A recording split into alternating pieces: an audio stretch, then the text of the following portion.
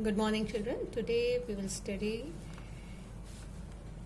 about microbes as biofertilizers. Children, what are fertilizers? Fertilizers are chemicals which are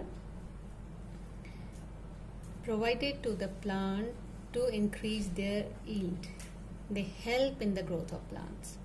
They are provided in a very small amount like NPK, nitrogen, phosphorus, potassium. So these fertilizers are mostly chemicals of one nutrient or more than one nutrient which helps in the growth of the plants.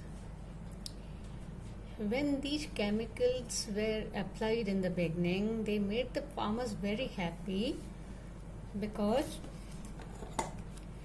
that helped them to increase the plant growth. The yield of the crop production had increased tremendously.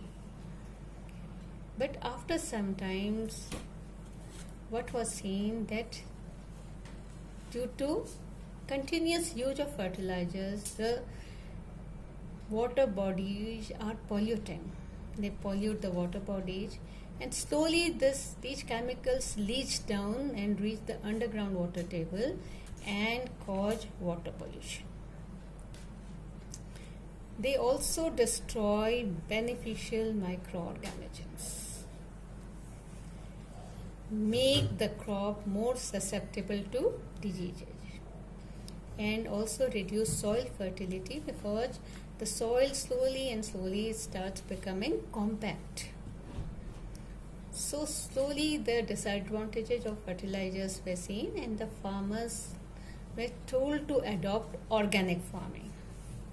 Now what is organic farming? In which no chemicals are used.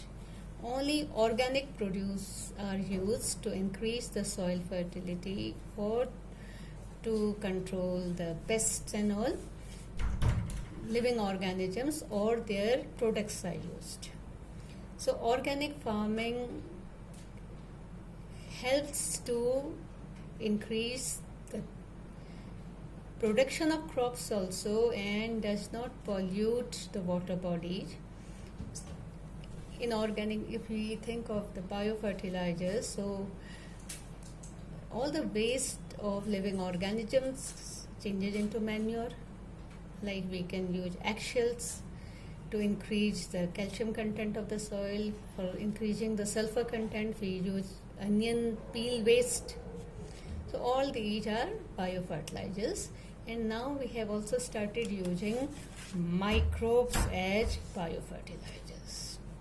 So the microbes which are used as biofertilizers are bacteria, cyanobacteria and a fungus.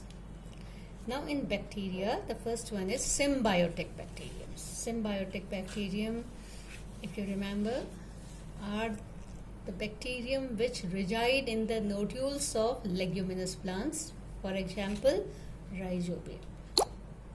These bacteria help to convert the atmospheric nitrogen into nitrates. Why are they called symbiotic? Because they reside inside the plants, so they get shelter in the plants, and the plants are benefited because the nitrogen content of the soil also increases, which helps in their growth. Now second are free living bacteria. The examples are Azospirillum and Azotobacter. Both also help in converting atmospheric nitrogen into nitrates. Now the other microorganisms which are used are cyanobacteria.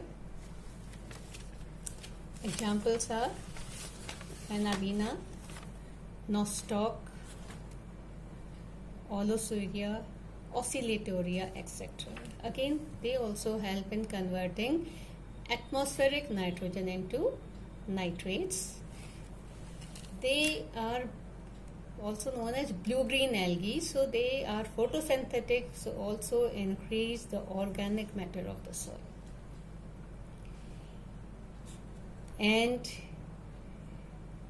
they are mostly grown in South India, in certain parts of Tamil Nadu, in the rice fields to increase the nitrogen content of the soils, and because rice fields are always flooded with water, so they help in converting the atmospheric nitrogen into nitrates and increase the rice production. And in certain other parts of the world also, they are used as nitrogen fixing bacteria, like Southeast Asian countries, especially China. The rice fields are regularly provided with some of these cyanobacteria. Now the third microorganism is a fungus that is called mycorrhizae. Now these fungi, mostly they are in symbiotic association with the roots of higher plants, Glomus. What are these? They reside in the soil and increase the surface area of the plants to absorb the nutrients